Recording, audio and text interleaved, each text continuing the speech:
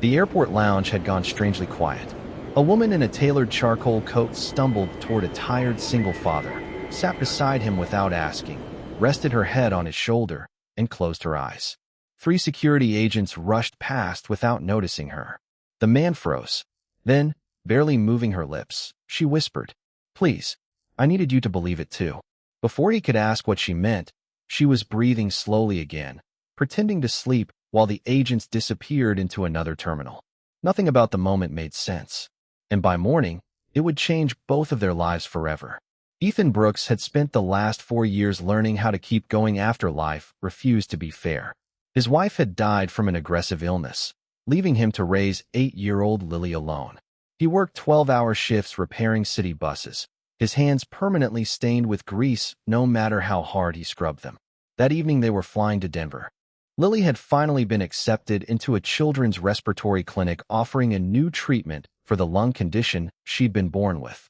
Every dollar Ethan had saved had gone into those tickets. The airport delay stretched into its 4th hour.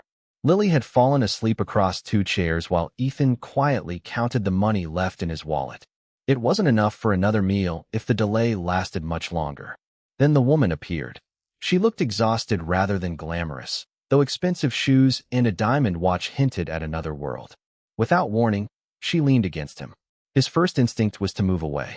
His second was to notice her trembling hands. Then came the whisper, "I needed you to believe it too." Seconds later, she became perfectly still. When she finally lifted her head 15 minutes later, the terminal had almost emptied. "I'm sorry," she said softly. "I know." She looked surprised. "You know? You weren't asleep." For the first time that night, she smiled. A tired, genuine smile. "My name is Claire." "Ethan." She noticed Lily sleeping nearby. "Your daughter?" He nodded. "She's brave. You can tell. Only brave kids sleep peacefully in loud places." Before Ethan could ask anything else, 3 people in business suits hurried toward Claire. Relief flooded their faces. "There you are." Claire simply stood. To Ethan, she said only one sentence. "Thank you for trusting what you didn't understand." Then she disappeared into the crowd. 2 weeks later, Ethan had almost forgotten the strange encounter. Lily's treatment had begun. The bills had not stopped. Overtime at the bus depot had been cut. One rainy afternoon, his supervisor called him into the office. "We've got budget reductions." Ethan already knew what was coming. "I'm sorry." His position was eliminated. Walking home carrying a cardboard box filled with old work gloves and family photos felt heavier than losing the paycheck. It felt like failing Lily. 3 days later, an unfamiliar black SUV stopped outside his modest home. A woman stepped out. Claire. This time she wasn't hiding. Television interviews had made her face unmistakable. Claire Harrison, founder and CEO of one of the country's fastest-growing medical technology companies. She looked almost embarrassed standing on his porch. "I owe you an explanation." Ethan folded his arms. "I wasn't expecting one."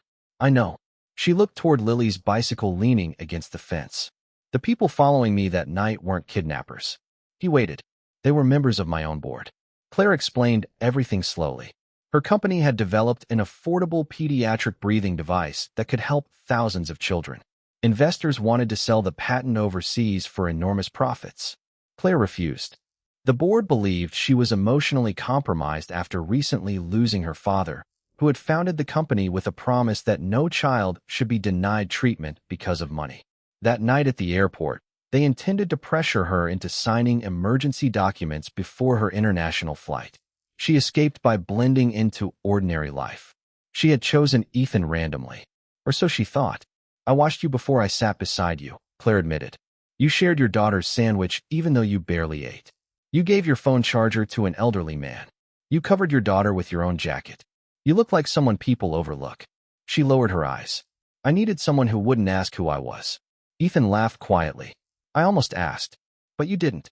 Claire had come with an offer. Not money. Not charity. She wanted Ethan to test the company's products from a parent's perspective. "Our engineers understand machines. You understand families." He nearly declined. He wasn't qualified. She disagreed. Compassion is a qualification people underestimate. Months passed. Ethan became the unexpected voice inside meetings filled with engineers and executives. He noticed things spreadsheets never could. Buttons children couldn't reach. Instructions overwhelmed exhausted parents. Hospital bags were too heavy for single caregivers. Little improvements changed everything. Sales grew. More importantly, hospitals began ordering the devices because families actually used them correctly.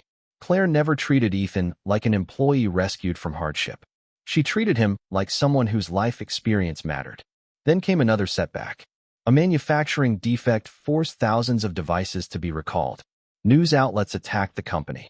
Investors demanded Claire resign. Employees panicked. The board insisted on blaming the engineering department publicly to protect shareholders. Claire refused. "We made this together, so we'll answer together." Her approval ratings collapsed overnight. Ethan watched interviews where commentators called her naive. For a moment, he wondered whether kindness could survive corporate reality. One evening, he found Claire sitting alone inside the nearly empty prototype lab. No cameras, no executives, just silence. She stared at a breathing device resting on the table. "My father always said leadership isn't protecting your reputation."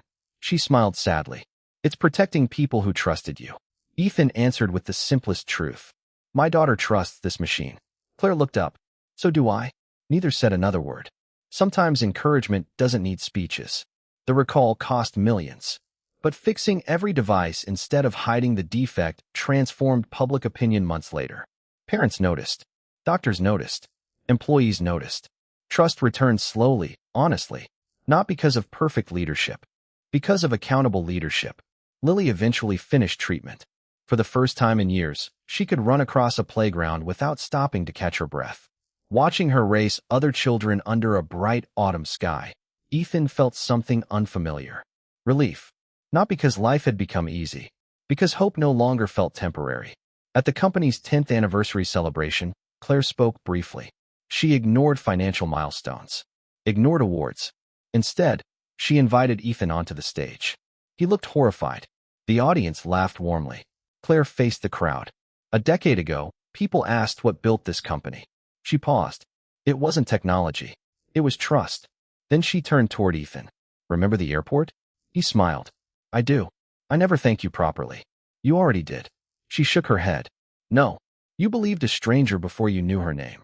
She reached into her pocket and handed him a worn boarding pass. "The same one from that night. I kept this because it reminds me of the moment I stopped believing I had to carry everything alone." Driving home, Lily sat in the back seat holding the old boarding pass like a treasure. "Dad." "Yeah? Were you scared when that lady fell asleep on your shoulder?" He smiled toward the road. "Very. Then why didn't you move?" Ethan thought for a long moment. "Because sometimes people aren't asking us to solve their problems. They're asking us to stay." Outside, the evening sun disappeared behind distant mountains, leaving the sky painted in quiet shades of gold. Years later, neither Ethan nor Claire remembered every business decision, every meeting, or every headline. But they both remembered one impossible moment in a crowded airport. A stranger pretending to sleep. A father choosing not to pull away. And the whispered sentence that proved the strongest connections often begin long before we understand why. Because sometimes the greatest act of courage isn't rescuing someone from danger. It's becoming the safe place they choose to trust.